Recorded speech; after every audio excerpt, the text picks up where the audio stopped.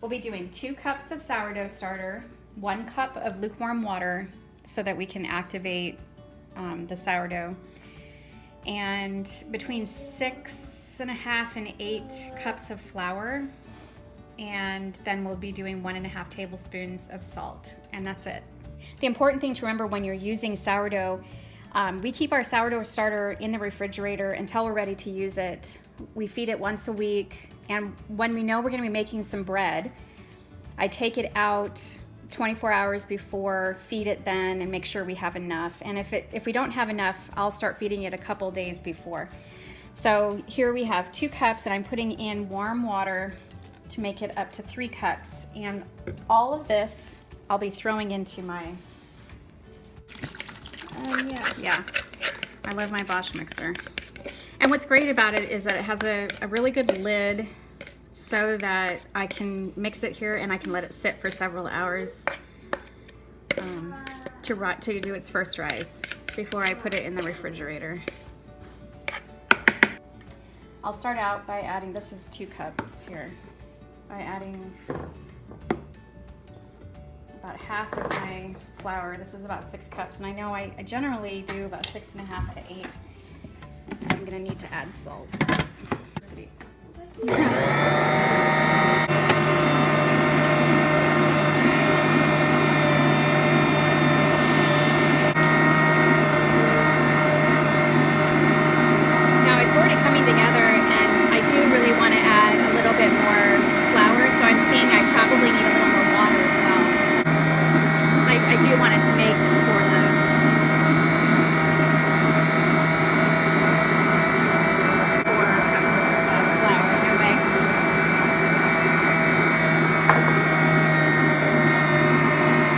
There's a lot of recipes out there that use the quick rise yeast or the regular yeast, and because we're trying to do it more traditional, we like to use the sourdough. And honestly, if you have an active, really good sourdough, you'll get a nice rise out of the bread.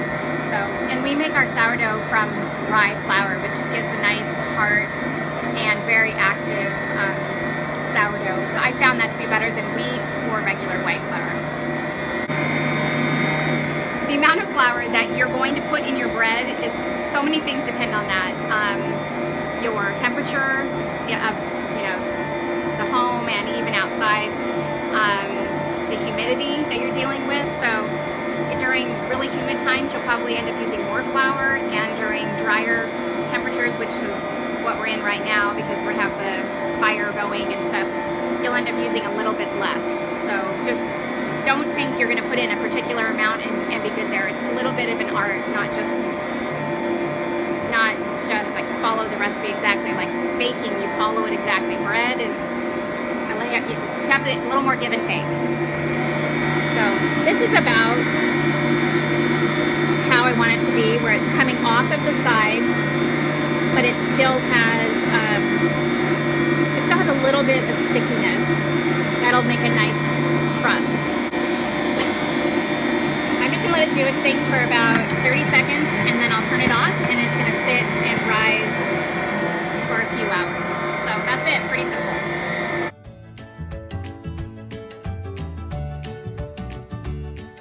So we're just taking we've been letting the dough sit for several hours to kind of rise, and now we're going to put it in the refrigerator, and we'll keep it there and just take a little bit each day.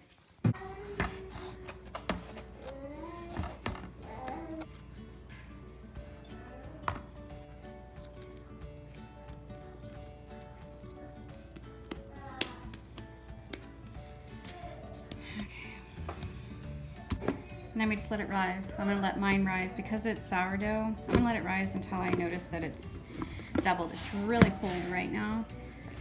So it'll probably be about an hour, maybe longer, that I'll be letting it rise.